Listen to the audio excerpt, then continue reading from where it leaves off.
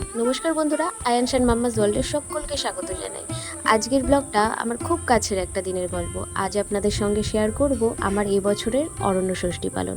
অনেকেই এই দিনটাকে শুধু জামাই ষষ্ঠী হিসাবেই চেনেন, কিন্তু আমার কাছে এই দিনটা অরণ্য ষষ্ঠী হিসাবেই ভীষণ স্পেশাল একটা দিন। এবারের অরণ্য ষষ্ঠীটা একটু অন্যরকম ছিল, আর এবারের ষষ্ঠী বা অরণ্য ষষ্ঠী 20 জুন আর শনিবার দিনটা ছিল। তো যেদিন অরণ্য ষষ্ঠী ছিল তার আগের দিনই হঠাৎ করে স্কুল থেকে নোটিশ দেয় সোনাইয়ের যে অরণ্য ষষ্ঠী যেদিন সেদিন সোনাইয়ের স্কুলের ইউনিফর্ম দেবে, আর সময়টা হলো 12টা থেকে 1:30টার মধ্যে।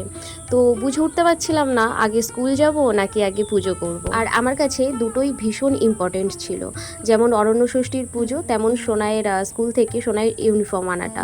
একবার ভেবেছিলাম যে সোনাইয়ের ইউনিফর্মটা পরে আনবো, তারপর দেখলাম যদি পরে ওর সাইজে না পাওয়া যায়, একেই অনেক দিন বাদে ইউনিফর্মের জন্য নোটিশ দিয়েছে, তো সেটাও মিস করলে হবে না বা স্কিপ করলে হবে না। তো অনেক ভেবে দেখলাম আগে স্কুলে গেলে ফিরে এসে পুজো করতে করতে বিকেল বা সন্ধ্যা হয়ে যাবে, তাই ঠিক করলাম যতটা পারি যাওয়ার আগেই সব নিয়ম শেষ করার চেষ্টা করব।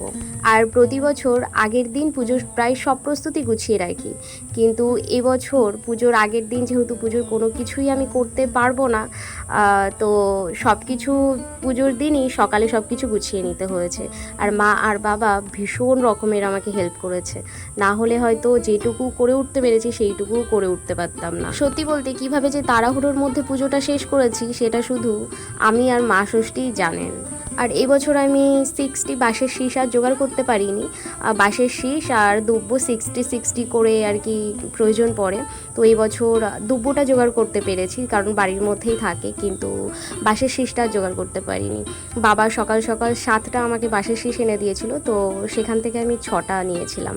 তো সেই জিনিসটা আমি আর মাথায় বা মনে নিইনি, কারণ ওই খুঁত জিনিসটা যদি থাকে পুজোর সময় তো সেটা মনে থেকেই যায়, আর মনে হয় যে আমার পুজোটা ইনকমপ্লিট থেকে গেল।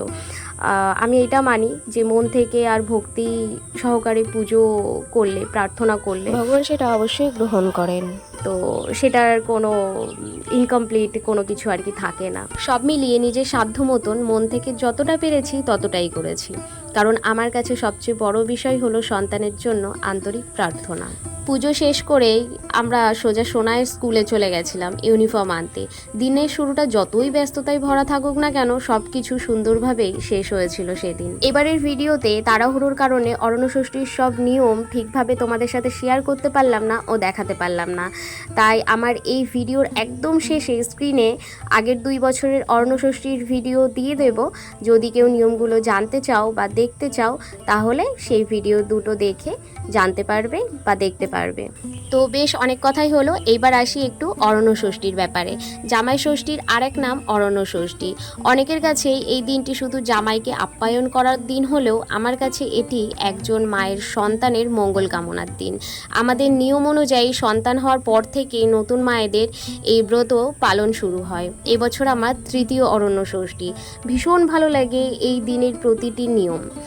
ছেলেকে নতুন জামা কাপড় পরিয়ে পুজোতে বসানো, তার হাতে ফল তুলে দেওয়া, শাটের জল দিয়ে পাখার হাওয়া করা, হলুদ ও দইয়ের ফোঁটা দেওয়া, হাতে হলুদ সুতো বেঁধে দেওয়া, সব কিছুতেই যেন মিশে থাকে সন্তানের সুস্থতা, সুখ আর মঙ্গল কামনার প্রার্থনা। প্রতি বছরই যথাসাধ্য চেষ্টা করি সমস্ত নিয়ম সুন্দরভাবে সম্পন্ন করার, যতটা পারি মন দিয়ে পালন করি, কারণ আমার বিশ্বাস সন্তানের জন্য ভালোবাসা আর আশীর্বাদের কোনো নির্দিষ্ট নিয়মের প্রয়োজন হয় না। কেউ নিয়ম মেনে ব্রত পালন করেন, কেউ নিজের মতো করে প্রার্থনা করেন। মায়ের হৃদয়ের কামনা তো একই থাকে, সন্তানের ভালো থাকা। অনেকেই দেখি বলে যে আমাদের মধ্যে অরণ্য ষষ্ঠী নেই তাই আমরা পালন করি না। শুধু অরণ্য ষষ্ঠী না, ষষ্ঠী কিন্তু অনেকগুলো রয়েছে, সেই নিয়েও কোনো এক সময় একটা ভিডিও তোমাদের সাথে অবশ্যই শেয়ার করব। তো সে যাই হোক, অনেকের মুখেই শুনি যে আমাদের মধ্যে এই ষষ্ঠী নেই, ওই ষষ্ঠী নেই, তাই জন্য আমরা পালন করি না। কিন্তু আমি যেটা মনে করি যে সন্তানের মঙ্গল কামনার জন্য, সন্তানের ভালোর জন্য যদি আমরা কোনো পুজো বা ব্রত পালন করি, আশা করি ভগবান তার ফলস্বরূপ খারাপ কোনো কিছু করবে না, কারণ আমরা মঙ্গল কামনার জন্য সেই পুজোটা করছি। তো ভগবান তার ফল আশীর্বাদ সহকারে সন্তানকে অবশ্যই দেবে, তার ক্ষতি না করে। আর অবশ্যই যে সবাইকে 1 থেকে 100 পুরো নিয়ম মেনে পুজো করতে হবে এমনও না। কিন্তু আমি অনেককেই দেখেছি এই অরণ্য ষষ্ঠীতে বটগাছের নিচে 6টা ফল দিয়ে পুজো কমপ্লিট করেছে। অনেককেই আরও দেখি যে 60 জল আর 6টা ফল সন্তানের হাতে দিয়ে পুজো কমপ্লিট করতে। তো যে যেমন পারবে তেমন করে নিয়মটা কিন্তু কমপ্লিট করলেই হলো। মেন কথা সন্তানের মঙ্গল কামনার জন্য পুজোটা রাখা। যাই হোক, মা ষষ্ঠীর কাছে আমার একটাই প্রার্থনা, আমার সন্তানের সাথে সাথে পৃথিবীর প্রতিটি সন্তান যেন সুস্থ, নিরাপদ আর সুখে থাকে। সকল মায়ের মন ভরে থাকুক সন্তানের হাসিতে। সকল সন্তানের সুস্থতা, সুখ, দীর্ঘায়ু ও মঙ্গল কামনা করি। মা ষষ্ঠীর আশীর্বাদে পৃথিবীর প্রতিটি সন্তান ভালো থাকুক। আর আপনাদের অরণ্য ষষ্ঠী কেমন কেটেছে অবশ্যই কমেন্ট করে জানাবেন। আর কে কে এই অরণ্য ষষ্ঠী পালন করেন সেটাও কিন্তু জানাতে ভুলবেন না। আর আপনারা কিভাবে এই নিয়মগুলো পালন করেন সেটাও কিন্তু জানাবেন।